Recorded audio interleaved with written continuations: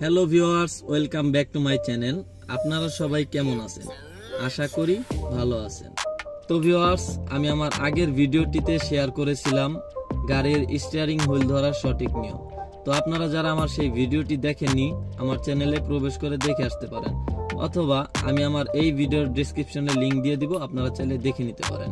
আমি আমার এই ভিডিওতে শেয়ার করব, আপনারা যারা নতুন গাড়ি চালানো শিখতে চান তারা অনেকেই জানেন না হয়তো গাড়ির সামনে ইঞ্জিন বনাট কিভাবে খুলতে হয়, গাড়ির পেছনে ডিকি কিভাবে খুলতে হয়, যেটাকে আমরা ব্যাকডালা বলি, এবং গাড়ির যে তেলের ট্যাঙ্কি আমরা তেল নেই, এই তেলের ট্যাঙ্কির একটি কভার আছে, সেই কভারটি কিভাবে খুলতে হয়। তো এই সম্পর্কে আজকে আমি আলোচনা করব এবং আপনাদেরকে বিস্তারিত দেখিয়ে দিই। তো ভিউয়ার্স, চলুন আমরা প্রথমেই জেনে নেই আসলে গাড়ির যে ইঞ্জিন বনারটি আছে ওইটা কিভাবে খোলে। তো এই জন্য আমরা গেটটা খুলবো। কিছু সুইচ দেখতে পাচ্ছেন, তো এই সুইচগুলোর বিষয়ে আমার চ্যানেলে একটি ভিডিও ছাড়া আছে, তো আপনারা যদি চান আমার সেই ভিডিওটি দেখে আসতে পারেন। তবে এইখান থেকে যদি আপনি নিচের দিকে চান, এই যে একবারে ড্যাশবোর্ডের নিচের যে অংশে এইখানে দেখতে পাচ্ছেন যে গাড়ির একটা আইকন দেওয়া একটা সুন্দর একটা টানা সুইচ আছে। তো এই সুইচটাই যদি আপনি টান দেন, সেই ক্ষেত্রে আপনার গাড়ির বনারটি খুলে যাবে। তো আমি একটু খুলে দেখাচ্ছি। এই যে আমি টান দিলাম, তো এখন আমার গাড়ির বনারটা খুলে গেছে। তবে ওইখানে একটা লক আছে, সেই লকে আটকে আছে, মানে আমাদের গাড়ির সামনে যে বনারটি থাকে সেটি হচ্ছে লকড হয়ে থাকে। তো এইটা টান দেওয়ার পরে ওইটা আনলক হয়ে যায়, কিন্তু ওই লকের সাথে আটকে থাকে। তো এখন আপনাকে যেটা করতে হবে, এখন আপনি সামনে যাবেন, সামনে গিয়ে তারপরে আপনাকে বনারটা খুলতে হবে। যে দেখতে পাচ্ছেন আমাদের গাড়ির সামনে বনারটা ফাঁক হয়ে গেছে। তো এখন এই যে মিডল পয়েন্ট, এই মিডল পয়েন্টের এইখানেই হচ্ছে আমাদের সেই লকটা। তো আমরা যদি এখানে একটু চাপ দিই, আঙ্গুল দিয়ে চাপ দিয়ে এইভাবে টান দিলে দেখতে পাচ্ছেন খুলে গেছে। এই লকটার মধ্যে হচ্ছে আমাদের বনারটা আটকায় থাকে।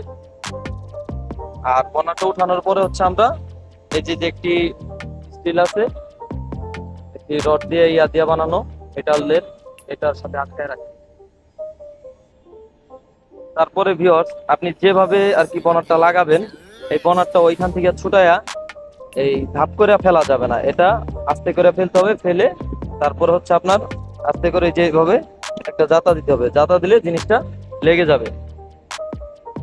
তো এখন চলেন আমরা দেখবো আসলে গাড়ির যে পিছনের যে ডিকিটা আছে এই ডিকিটা কিভাবে খুলে।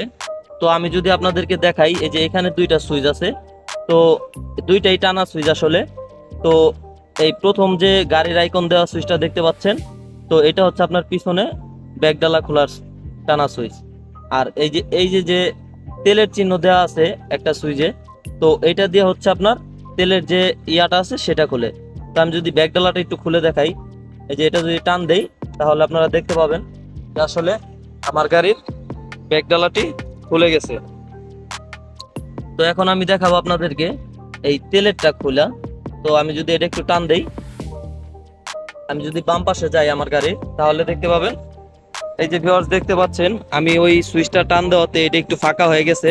তো ওই সুইচটা টান দিলে এরকম একটু ফাঁকা হয়ে যাবে। তো এটা যদি আমি এখন টান দেই, টান দেওয়ার পরে আমরা এই যে এটা এভাবে খুইলা তারপরে এই যে এখানে রাইখা দিয়ে তারপর আমরা তেল নিতে পারি, ঠিক আছে। আর এটা খুইলা আমরা সাধারণত এভাবে ছেড়ে দিই, তবে এটা এভাবে ছেড়ে দিতে হয় না, এটাই যে এখানে বাঁধায় রাখতে হয়। এখানে রাইখা দিলে তারপর আমরা তেল নিয়ে তারপর আবার এটা লাগাই দিই। তো ভিউয়ার্স, এই হচ্ছে আমাদের মূলত গাড়ির ব্যাকডালা। আমি আমার ব্যাকডালাটা এখন একটু লাগিয়ে দেব। ব্যাকডালাটা যখন লাগাবো, এই যে এভাবে একটু ধাক্কা দিলেই লেগে যাবে। তো আশা করি আপনারা আসলে বুঝতে পেরেছেন যে গাড়ির সামনের বনাট, পিছনের ব্যাকডালা, তেলের যে ট্যাঙ্কির যে কভারটা আছে সেটা কিভাবে খুলতে হয়। তো আপনারা যে চিহ্নটি আছে এই চিহ্নটি মনে রাখবেন।